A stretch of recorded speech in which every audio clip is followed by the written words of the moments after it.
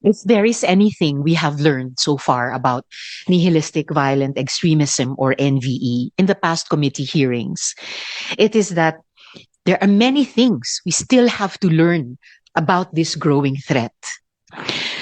Napagalaman natin na itong mga menacing na NVE networks na nag-groom ng mga bata para manakit sa kapwa at sa sarili ay tila nakaimpluwensya sa Tacloban shooting incident. The emerging threat of NVE is real. It is nefarious. It uses alienation, the glorification of violence, and the presence of vulnerable children in digital communities that normalize harm.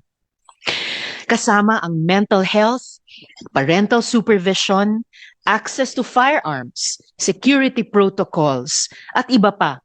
It is one of the many factors behind school shootings that we must not take for granted. Kaya napakasakit pong sabihin na ilang araw lang ang nakalipas, nagkaroon na naman ng isang shooting incident sa isang junior high school sa Zamboanga City. Ang pamamaril ay ni-livestream pa. We cannot help but ask, NVE-related din kaya ito? Kasi ang itsura ng video, parang ginawang laro ang kahindik-hindik na karahasan. 2 bata ang patay dahil sa insidente. Investigations are still ongoing, but these incidents of serious violence committed by children against children and attended by broadcasts in online spaces are unacceptable. Naiintindihan din po natin na sa ganitong bagong phenomenon, may tendency pa pong lumala ang problema dahil sa atensyon na binibigay sa mga salarin. Kaya sa mga kasamahan natin ngayon, pati yung malamang parating na mga kapwa-senador ko at mga resource persons at sa mga nanunood,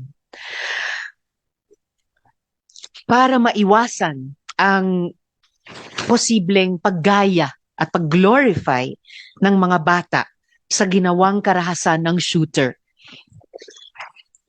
It is advised that our focus today should not be on the identities of perpetrators or suspects.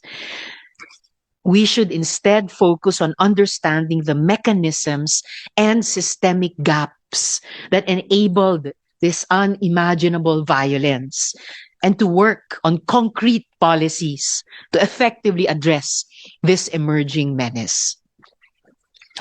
Responsibilidad nating mapunuan ang mga butas sa ating mga batas at mag-develop ng mga polisiya at programa upang maprotektahan ang ating mga anak laban sa abuso, eksploitasyon at matinding karahasan. Kasama rin nating pag-uusapan ngayong araw ang Senate Bill 1759 ni Senator Camille Villar at Senate Bill 2369 ng Chair that expand the coverage of our anti-violence against women and children law to include violence in digital spaces. This is an important amendment in view of how the rapid advancement in technology is being used and exploited in inflicting violence against women and children. With this, I look forward to a fruitful discussion with all of you today. Marami pong salamat.